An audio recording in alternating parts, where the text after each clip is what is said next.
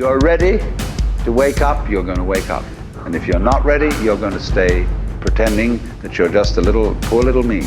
Do you feel it? Yes, we do. A worldwide awakening is upon us. Welcome to the Universal Consciousness Show. The Universal Consciousness Show, where we explore topics such as UFOs, aliens, banned medical cures, as well as classified secret knowledge. Come question your holographic existence. Share experiences from the other side. This is a show that will expand your mind as we decrypt the symbolic messages locked away deep within your DNA. And now, your guides for this magical journey. The hosts of the Universal Consciousness Show, Augie Nost and Diana Seraphim. Hello, everybody. I'm hoping that 2020, the year of 2020, is good to you so far. And here you are listening to the show for the Thinking Global Citizen. My name is Augie, I'm one of the hosts, and I have my co-host with me. Diana is over in Germany. Hello, Diana. Hello, everyone. I'm here. Okay. Now, before I introduce the guest, I want to tell you a little bit about how you can connect with us. You can visit us on our website at www.universal-consciousness-show.com. And we are on YouTube with the same name, Universal Consciousness Show. And while you are on YouTube, please subscribe to our channel. That'll help us a lot. And also, you know how it works. You click on the red button that subscribes, and then next to it, there's a little black bell. Click on that bell, because then you will get notifications when there are new shows coming up. And that's going to be an interesting one for you. Now, for those of you that want to hear this show again, you'll find us at our website, universal-consciousness-show.com, and also on YouTube. And of course, we are always on the KCOR radio website look in the archives under Universal Consciousness Show, and you will find us there. And that is at kcorradio.com. And we are transmitting on, I think it's about 7 or 8 different platforms. And we are on Twitter, iTunes, TuneIn, Alexa, Facebook, and a few other places I just can't think of right away. But we're there. And while you are on the KCOR radio website, there is this wonderful little feature down at the bottom. It's a donate button. And if you like what you hear, we would love for you to also show a little gratitude that way. It helps us and tells us that we are doing the right thing. And it's always a little bit nice. But if you can't, that is wonderful. We are glad you are here, because without you, there wouldn't be any us. It would be just me and Diana sitting here talking to each other, and that wouldn't be any fun. So we're glad you're here. And now, I'm going to introduce you to our guest. We have Rebekah Renee. And those are the 2 names that she goes by. I think everybody knows her by that. She actually, from a very young time, excuse me, from a young girl, she had a strong interest in spiritual science, and was born into a long line of medium, mystics, and sensitives in her family. By the age of 14, she had her future fairly well mapped out. She wanted to help people communicate with guides, angels, and the departed. She is a facilitator in the healing arts. She has had many teachers, both human and extraterrestrials. I'm going to say that again. She has had many teachers, both humans and extraterrestrials, and boy, do I want to hear about that. She has also had 3 near-death experiences, and we want to hear about that too. And in one of her experiences, in the near-death experiences, her organs shut down, but she came back. and her organs regenerated. During this time, she communicated with what probably most of us would call angels. And she is in constant communication with spiritual beings and angels in her work, even all the way up to today. She has produced several programs and modalities that she is working with. One of them is Angels 911. It's I suppose a TV production. It was built for TV, and it displays real life angelic interventions when people are in crisis situation where maybe their life is at stake. And also she has created the JET, cellular memory healing modality.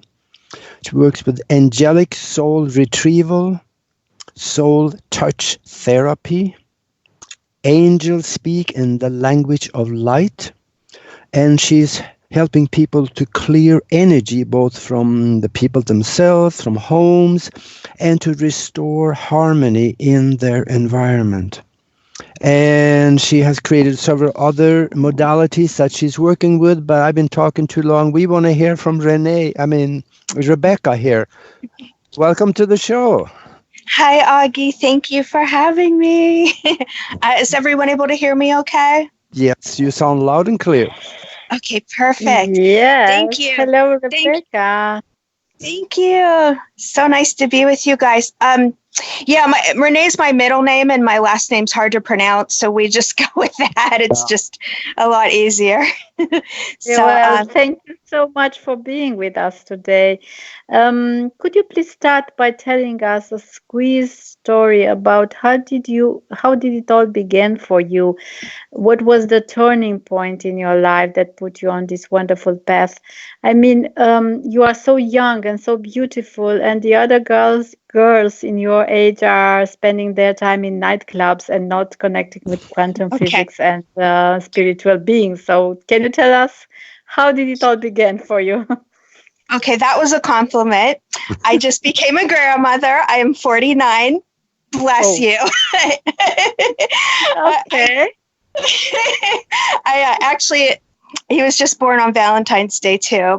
My younger daughter had a little baby, but honestly, looking a little younger and that's the energy, that's the regeneration, which I'm so excited to talk about today, especially the fact that we don't really have to age anymore. There's so much to get into with that, but my journey, honestly, I can go back to remembering in elementary school being unusually sensitive, it being very difficult, even, say, sitting in a class with, 20 other kids, and the mental chatter being telepathic and being like, oh, God, this is overwhelming. I know you kind of could read their psychic stories, like I knew who doesn't have a good home life. I know who's afraid right now, being empathic too, kind of separating from the mental chatter. So I knew it, but yet didn't know it in a sort of mature way. But I was like, oh, I'm a little different from these kids. And and although some of them might have felt it too, and sometimes you could spot those ones like, oh, he kind of has this going on too. We're picking up on each other's frequency. So there were other ones, but definitely kind of feeling different and like, okay, how do we manage this extra sensitivity overload was kind of the starting out young, recognizing the gift. Yeah, this is something that it's not very common. Like Diana said, young kids, or even up to the age of 49, I don't know how you did that, but they spend their time in the bars and they're searching for something, and very often either they find the wrong thing or they don't find it at all. Yes, absolutely. And I did in my early 20s. I had the little some clubbing once in a while with friends or whatever. But I guess you realize real quick as your body's shifting that, oh, it doesn't feel so good to wake up after indulging like that. You kind of get that message kind of clear that, oh, my body can't so much handle this. But there was a little bit of that. But I'd say around 8th grade. It was like in high school, the subjects of other things, it was like, it felt like a waste of time and honestly boring to be in some courses, but yet like psychology and anything to do with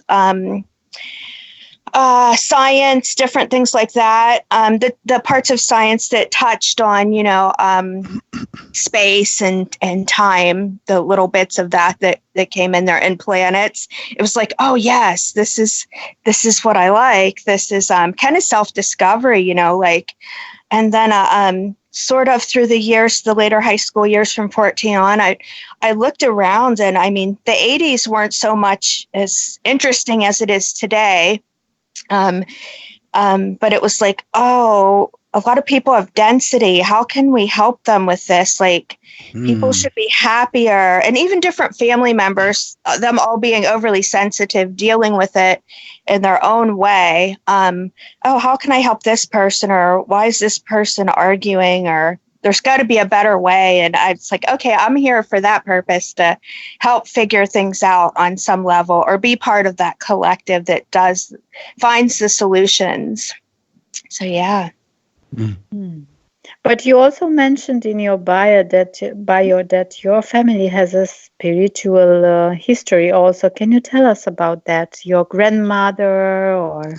Yes, they do, on both sides, and all in very different and unique ways, particularly my grandmother. One of hers being very, I'd say hers, she had healing abilities, but being mediumistic. She come from a large family of 14, a large Hungarian family. They were very interesting, very mystical though. And even as ones would pass on, a family member would pass on. We had so many cousins and this and that. She communicating with them, and a lot of it even being in the dream state, some of it in being awake. One example would be just to have the ability to do this. She lived to be a ripe old age, but after she was widowed, she would fall asleep watching I Love Lucy reruns till 2 a.m. And we lived in Pennsylvania at the time, and the neighborhood, ironically, she had 2 police officers that lived. One was right next door and one was 2 houses down, a state police and a township police. But she fell asleep, left the doors open. The screen doors were locked. A summer evening, and when you're in Pennsylvania, you take advantage of summer and sunshine and warm weather, and to be able to open your doors like that. So she fell asleep, and all of a sudden she was startled, and she felt a physical tap on the shoulder. And she said she looked over, and my grandfather's, he worked on the railroad, but his work boots and his coat were hanging up on a post that wasn't there anymore. All of a sudden that appeared to her, and his boots, and she's like, oh my God, like, you're dead. Like, why am I seeing this? And he said, Margaret, he goes, go lock your doors. It's very important. And he goes, you fell asleep without them again. He goes, but I'm here to tell you to go lock the doors. So she's being startled. She listened, it was her husband for years. So she went and locked the doors, put the chain on, did everything, and came back in, still kind of half asleep and out of it, but still very tuned in. And after she did that, he sort of vanished, and the coat rack vanished, and his boots that dimension kind of faded out.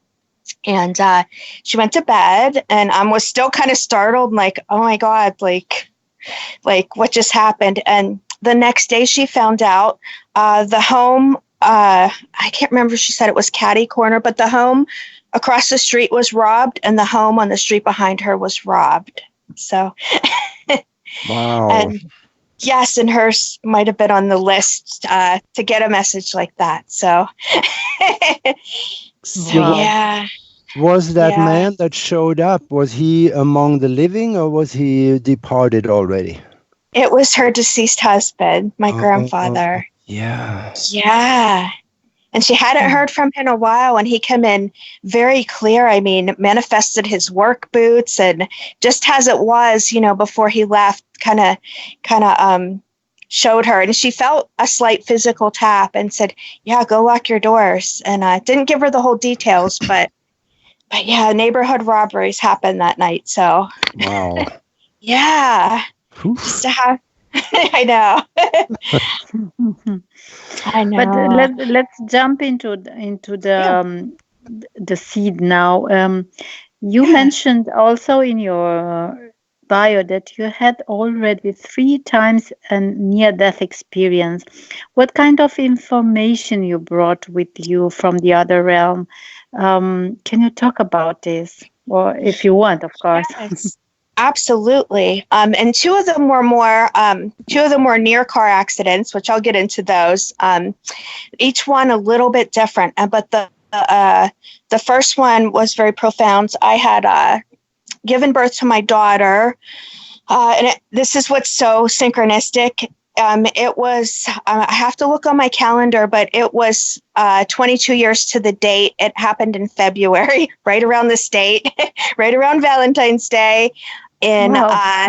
Yes, it could be today to the date. So I just brought this to mind before. I'm like, oh gosh, this is 22 years exactly to the week that I'm talking about this. So synchronicity, gotta love it. So I had just given birth to my daughter.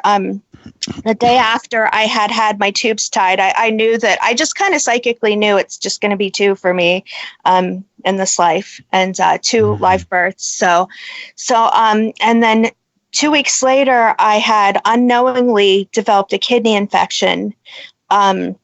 I was super tired just from having her. She was a nice big baby, a long labor, surgery right after.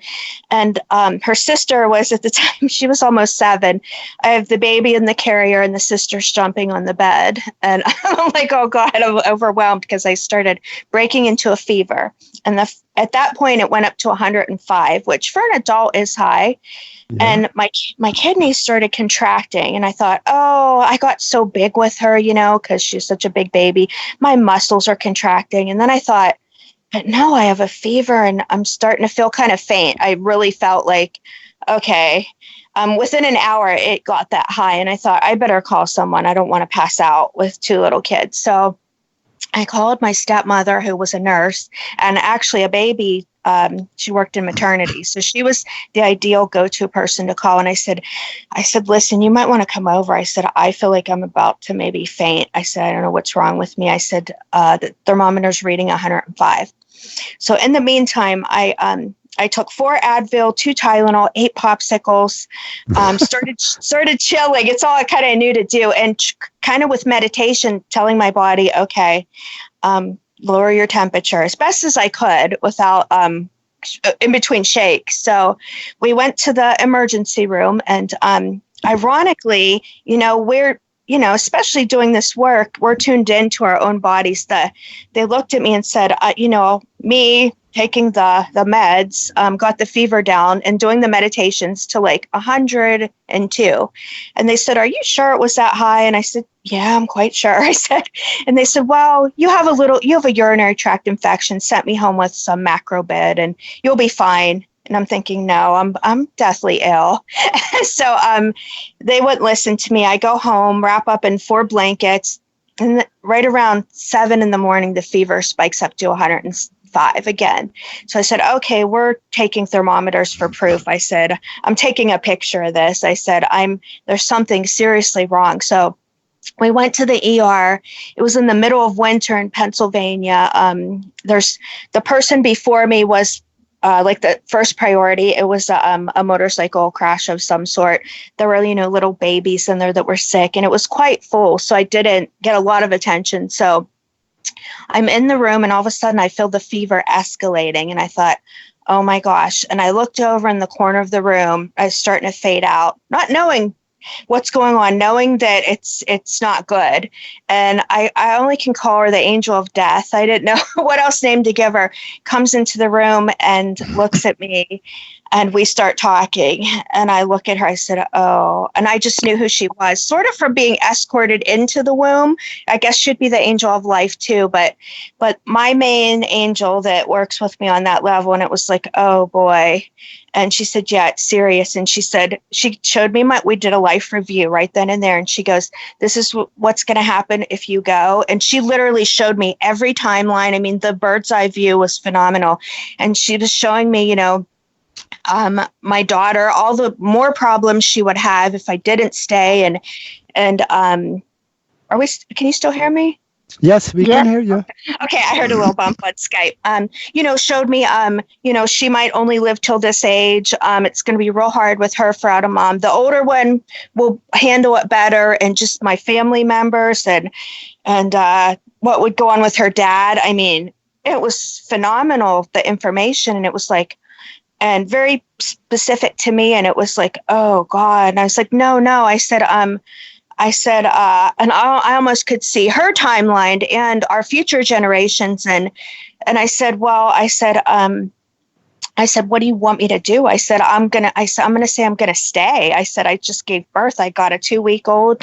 And she looked at me and she goes, very clear. She goes, okay, some 3D stuff, but she goes, open your mouth. I said, okay. And she was still like kind of watching over me. And I just started screaming, oh my God, I'm on fire, and banging my bed and doing this and doing that. All of a sudden the nurse come in and she clicks the thing in my ear and she goes, oh my gosh, you're like 106.3 or 106.5. And you can be brain dead, I think, at 107 or 8. So I'm like, oh God. Yeah. And I was septic. So I was full septic, is E. coli or something. The kidney infection backed up into the bloodstream. And a lot of people die from that pretty quick. So, they did a code and they called a whole team in, and I was like, whew. And it was like, okay. And the angel goes, you're way out here, but she goes, don't worry, we're going to put you back in. And all of a sudden, I called her the nurse angel. She was over top of me, dumping buckets of ice over my head. And she laughed at me because I have blonde hair. And she goes, don't worry, honey, we're going to save all these brain cells. She goes, no one will, something about being an airhead. I just looked at her and I started laughing, and it broke the energy and the timeline. It was so amazing the way it happened. And all of a sudden I felt a rush of energy, like I can't even describe, enter into my body.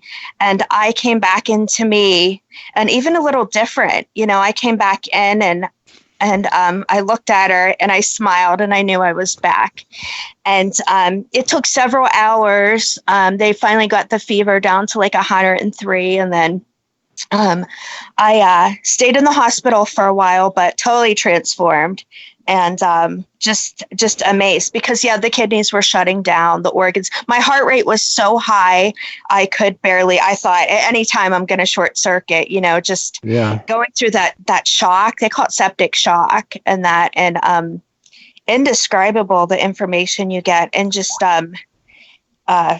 I came back, though it took a few weeks. I was in the hospital, and I would say, honestly, it took at least 6 months for the body to really start to feel better. And going through all of it, childbirth, near death, very ill, and had to have an IV in for a while with super strong antibiotics. But what an experience. And I see we only got 30 seconds left of the show. So let's go to break here. And we're going to come back talking with Rebekah Renee about her near-death experiences. So hang in there. We'll be right back.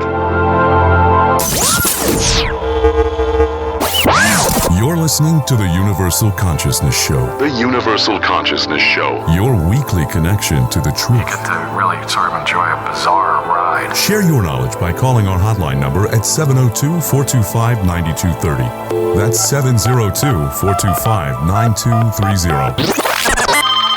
Call now. Worldwide callers find us on Skype at KCOR Radio.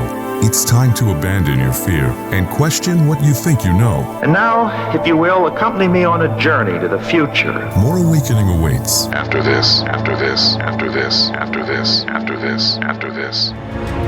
Immerse yourself in an epic journey through time, where ancient mysteries unfold within a story of love and betrayal, as well as a battle of good versus evil in The Emissary Book 1, the reader's favorite Gold Medal Award winner for Visionary Fiction 2019. The action and adventure of The Emissary continues in The Emerald Tablet, Book 2. The 2019's Bronze Medal Award winner, The Emissary and The Emerald Tablet by Tamara Veach and Rennie DeFazio are both available now on Amazon.com.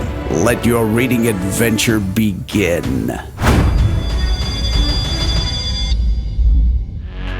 Hello, KCOR listeners.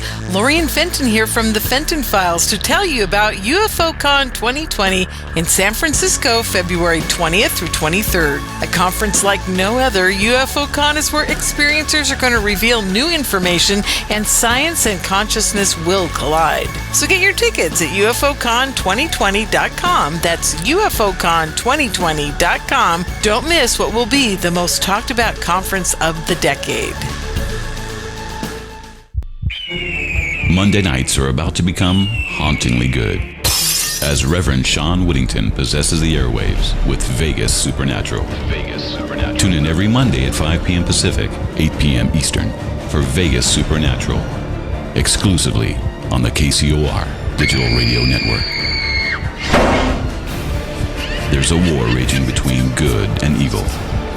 The question is, which side are you fighting on? Tune in Monday nights as Reverend Sean Whittington sets the new standard for paranormal radio with some of the most influential personalities in the world today. Vegas Supernatural, hosted by Reverend Sean Whittington, every Monday night at 5 p.m. Pacific, 8 p.m. Eastern, exclusively on the KCOR Digital Radio Network. The one show even the devil doesn't want you to hear. It's showtime! Here we go, world. You're listening to the KCOR Digital Radio Network. Broadcasting from the heart of Las Vegas, Nevada. Their base is so large it has to draw most of its power from the nearby nuclear fusion plant. The future of radio is here and now. If ever a breed was affectionate to a fault, it's the Golden Retriever. They're people dogs, pure and simple. And the Golden Retriever Rescue of Southern Nevada needs your help. If you would like to volunteer, foster, adopt, or donate, go to the Golden Retriever Rescue of Southern Nevada's website at grrsn.org. That's grrsn.org. Or call 598-GOLD. That's 598-GOLD. Going live in 3, 2, 1. It's time, once again, to unravel the mysteries of the universe by connecting the dots to a higher consciousness. This is the Universal Consciousness Show. The Universal Consciousness Show. Now the world will begin hearing us. Share your knowledge by calling 702-425-9230. That's 702-425-9230. Worldwide callers use Skype name KCOR Radio. It's as simple as that. Find us on Twitter at KCOR Radio or use hashtag KCOR. Even better, join us on the live chat at KCORradio.com. Back to your enlightened hosts, Agi Nast and Diana Serafini. Hello, hello. We are back with the Universal Consciousness Show, and we are talking with Rebekah Renee. Before the break, we were talking about her near-death experiences, which she has had 3 of. And one of them that she talked about just blew me away. I was sitting here with my jaw on the floor, and now I had just pulled it back up so I can talk again. And I tell you, this is so phenomenal. And the thing about it that I have discovered, that when you have downloads like she had also, and experiences like this, and you start talking about it a little bit, other people come out and they say, well, yeah, I had something like that happen to me too. So we find out that we're not alone anymore. What do you think, Diana? Yes, I think it's like that. And also, I wanted to ask you, Rebekah, about your experience that kept you in bed for 5 months that you mentioned also in your bio. What was that about? Yeah, so this was in 2013. I was going through an interesting time in life. I was married, and definitely, doing this work, sometimes people out-vibrate the relationships, especially if one's not on quite the same spiritual path, or just doesn't understand them, or your contract's up there. There's so much that can happen. So that was happening, going through divorce.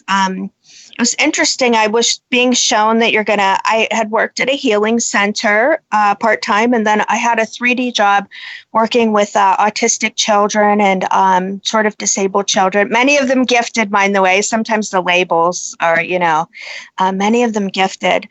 And I just saw myself transitioning out of all of those jobs and doors closing. And it was sort of like an in-between stage. And I was being guided to go to Australia.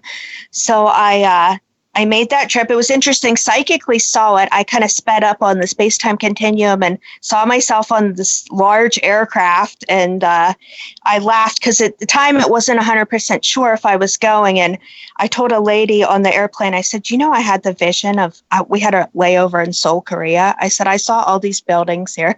I said, so I'm definitely on some kind of mission here, but went to Australia, accidentally overstayed my visa. Wasn't at the time too sure about how to do international travel, but it was all divine. Came back after 5 months and felt totally displaced in my hometown.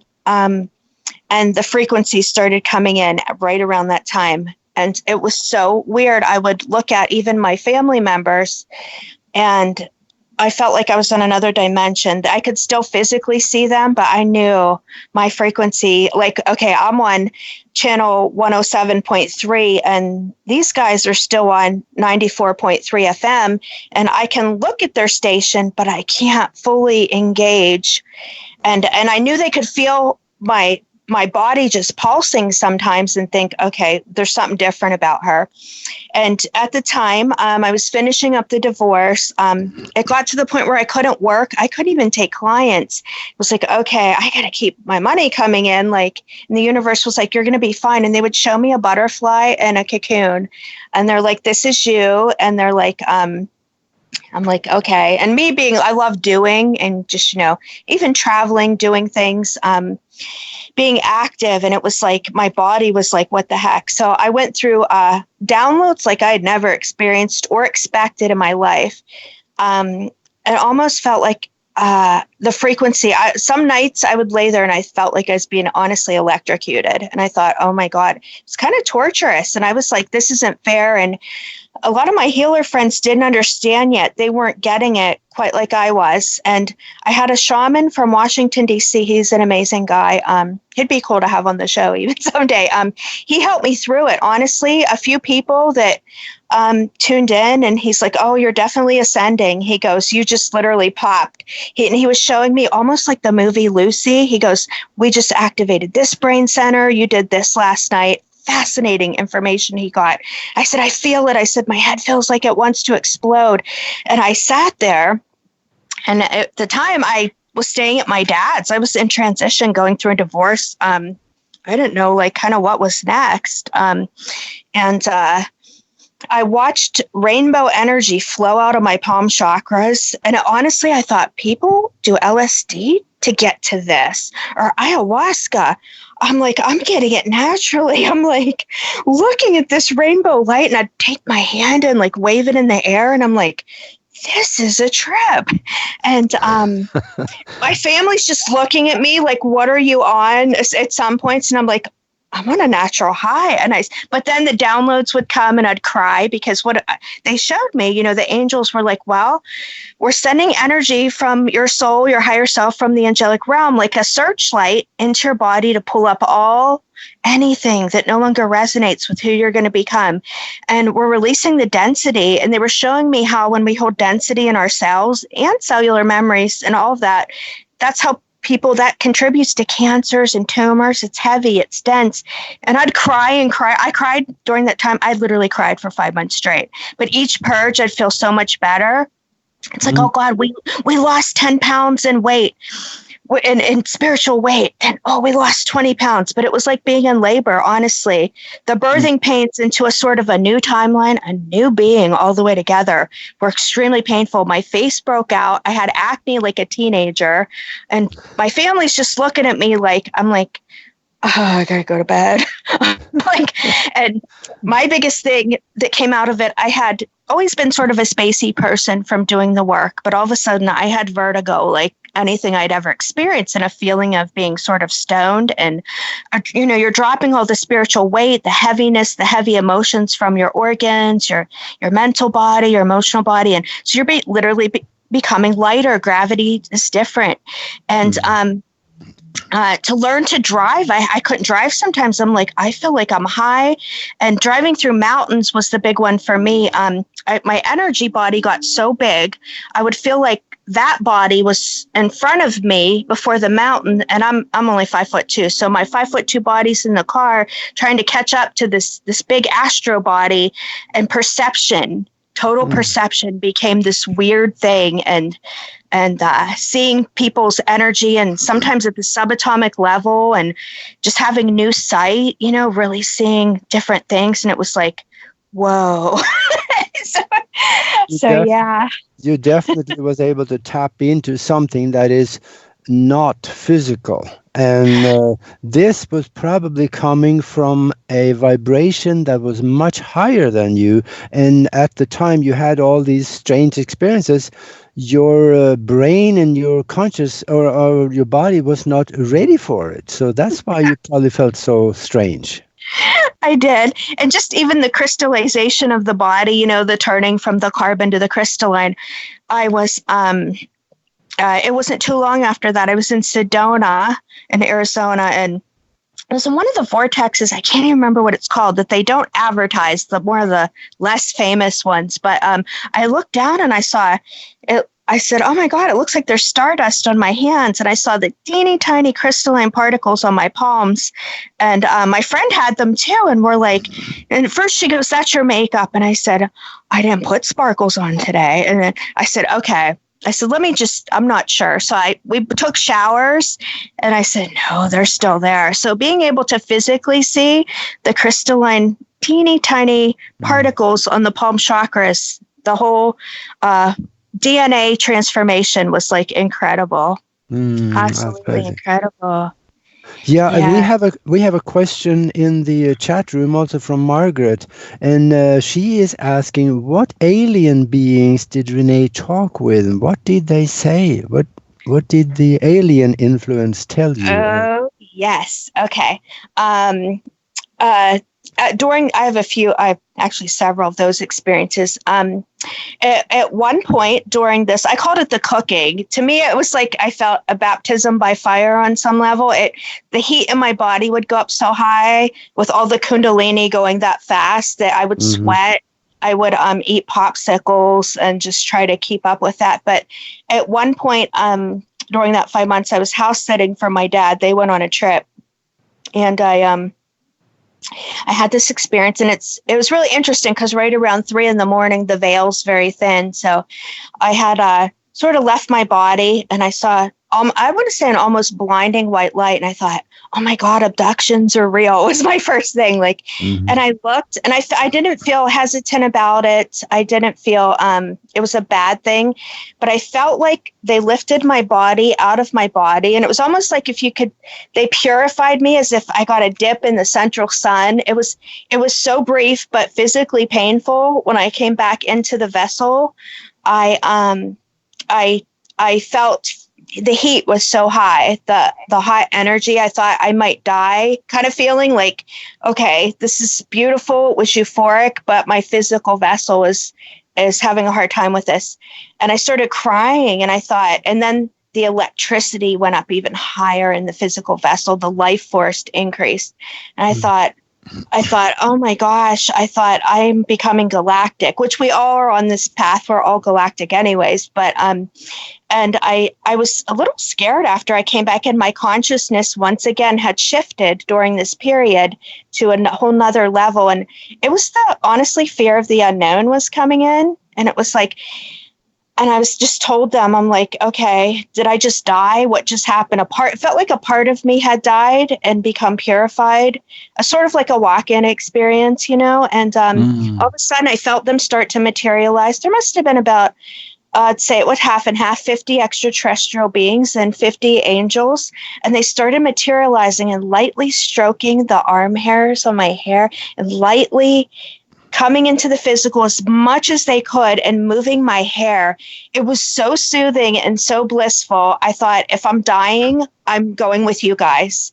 And that's the feeling when you get these high vibrational extraterrestrials. The love is so beautiful that you don't want to come back to this where we have wars and we have this. You really don't.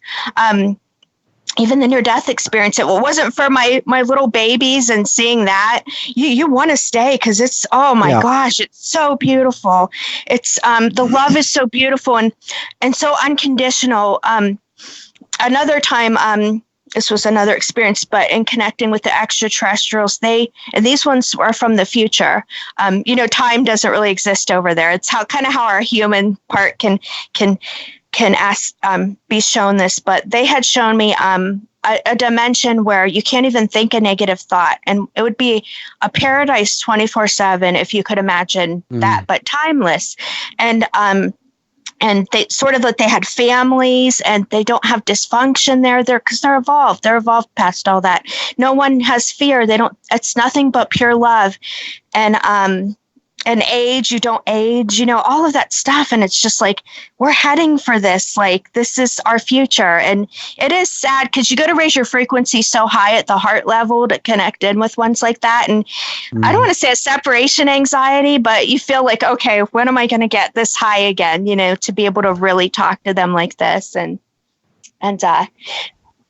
Yeah. But did you ever was connected to a future you? Yes, and that was one of me. Yes, being with them.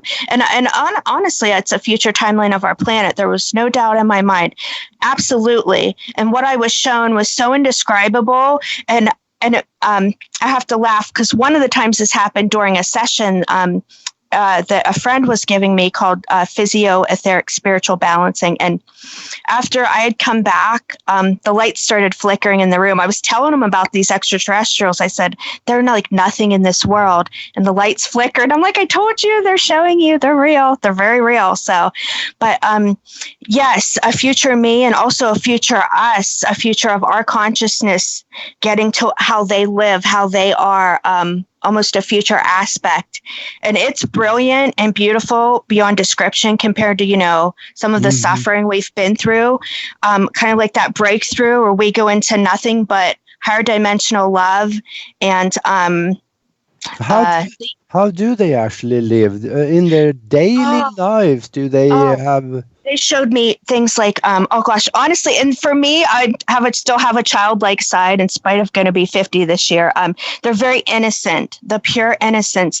They showed me almost like a little restaurant. And to me, it appeared like at first, like, oh, this is like the Jetsons, one of my favorite cartoons. So, but yeah, just different things, but assimilating the energy of food rather than eating food, to the point where they really don't need food, taking their hand and showing me, oh my gosh, Rebekah, in this dimension, in this room, you can take your hand and put it through a table because you can rearrange your subatomic particles. You know how to do this.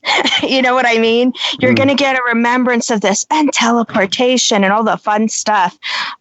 You know how to be in 20 places at once. You might feel a little schizophrenic, but you know how to do that and bilocate. And it was just like, wow, I was mesmerized beyond human comprehension. It's like, how do you tell the guys, the humans back there without, I'm like, there's some of them that'll accept this, but mainly their love was, other than all the fun stuff and the quantum field and science, was their love was just so pure and so beautiful, and just their light was just, yeah. If you're talking about being in 20 different places at the same time, that also tells you that you have an existence in 20 different timelines. Right. Which was, getting back to that 5-month period, the realization of being in quite how vast we truly are. And maybe a lot of people are, but they don't have their consciousness can't feel it, experience it, or even look at it from a higher level. And to be able to do that was a little interesting at first. It's like, okay, it's like having those kind of bird's eye views of, well, I'm kind of here and yet I'm doing something over here. And I had to laugh because at the time my grandmother was alive, and I had sent her healing one time. She was having a problem from Australia. And she goes, Rebekah, I don't know what you did. She goes, but right around 4 a.m, she goes, you were literally hovering over my bed. And I laughed. I tuned into Australia time at that time. And I said, I was sending you healing at that time. I said, I said, I felt like I was with you, but I didn't realize quite how much. Like, she was very descriptive of things. And it was just like, wow. Like what we do on the higher levels and the powers we have are just like, whoa. But how would you describe these experiences that you have by connecting with other beings? Would you say it was an inner world experience or rather an outer world experience? Oh, good question. Especially looking at it from. Was it physical?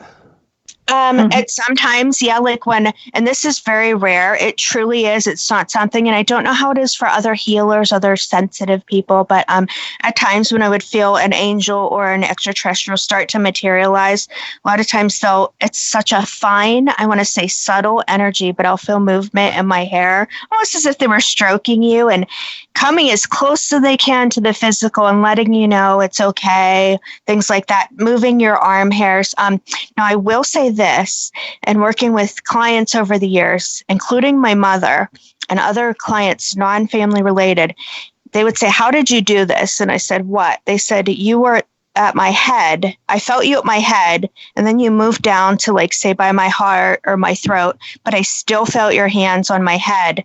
And then another one said one time, you were grounding me, you were at my feet, but I still felt you simultaneously at my head and by my stomach. And I said, I'm still working on how that works. I said, but that, after the third person said that, I thought, oh my gosh, we are so much more than we could ever truly imagine or dream. We are so much more. And sometimes physical manifestations will come, very rare, but yeah. Yeah. Do you feel like there was an extraterrestrial influence that helped you get to the point where you have these abilities and experiences? Absolutely. Absolutely. And I couldn't so much pinpoint, saying maybe even in childhood, different states of consciousness I would slip into. One of them just being in my grandmother's backyard. I was a huge daydreamer. Age 3, the doctor's like, you got to tell my mom she's ADD, ADHD, but a huge daydreamer. But I would slip into other worlds, other states of consciousness, sometimes just by sitting outside, being in nature. It honestly happened naturally. And I could tune into them, at the time they're just the friends, really at say 5, 6, 7. And I also witnessed this with my daughter, the imaginary friends. And it's like, oh gosh, if looking back, it's like I would observe her and it's like, they're pretty real, You're able to see into those realms and being so innocent kids are. I see now that we have 5 minutes left of the show. Tell people where they can reach you, and you have some services that you can help people attain some of these advantages that you have been able to enjoy. So you get the floor. Tell them what you do and how they can reach you. Absolutely. So one of my biggest challenges being with the vertigo and spaciness, but I'm coming along because we can always manifest and create, is in the past I wouldn't have called myself a technical person, but I'm getting there. I'm halfway done with my new website and starting to write books. That's been on my list. So those things are in the future, but so I'm not going to give you my website now because my new one's under construction, but you can find me on Facebook, Rebekah Renee. I have 2 of them. It's one of them's active. The other one, I don't use that much. It says Angels 911 in the back. It's the one that's more active. You could see just whatever I posted recently. And my email is soulfire, SOLEFIRE 444 @gmail.com. Those are 2 of the ways nowadays. And once I get my website out there, I can share that sometime. I teach cellular memory healing classes. I have for years. Do workshops. I work with Patrick sometimes. We work together. So sometimes with him and we do workshops together.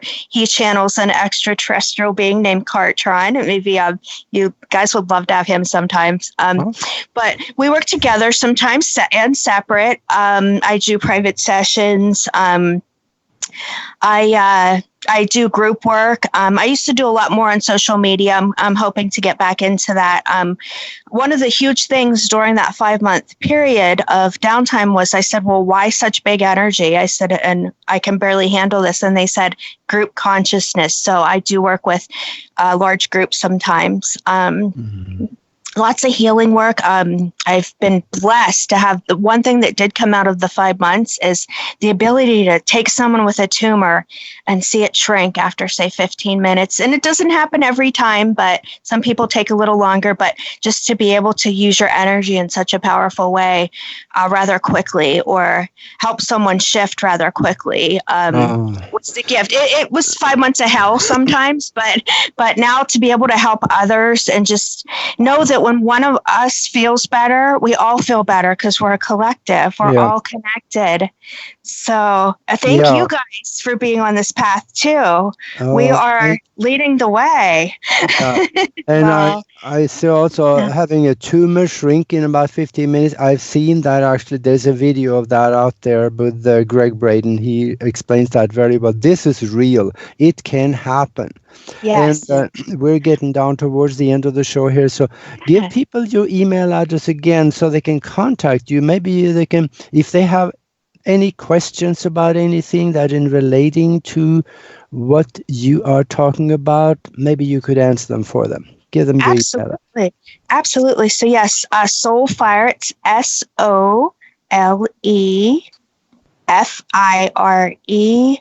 444 at gmail.com.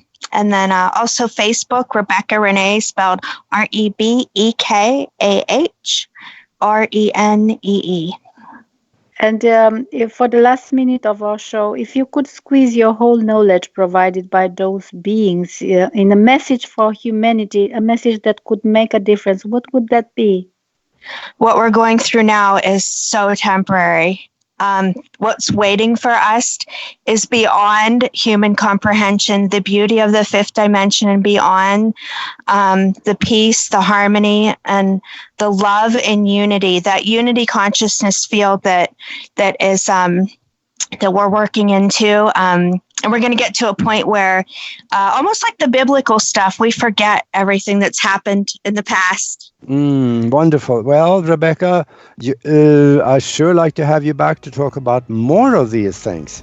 Yeah, it's fun. Thank you. Yeah. Right. Thank you. Okay, thank you. And we will talk soon. This has been the Universal Consciousness Show. The Universal Consciousness Show. Your weekly guide to a deeper understanding of the all that we are. Well, in a few years, it will be a matter of common sense to very many people that they are one with the universe. It will be so simple. Live Mondays at 11 a.m. Pacific, 2 p.m. Eastern, exclusively on the KCOR Digital Radio Network. For more information on the show, hosts, or their guests, please visit universal-consciousness-show.com. That's universal-consciousness-show.com. Remember, there's a shift coming. A new earthly paradigm. A shift to universal consciousness. Universal consciousness. This is KCOR Las Vegas, home of the Digital Radio Network, broadcasting from a shack just south of Area 51. Wait, that doesn't exist.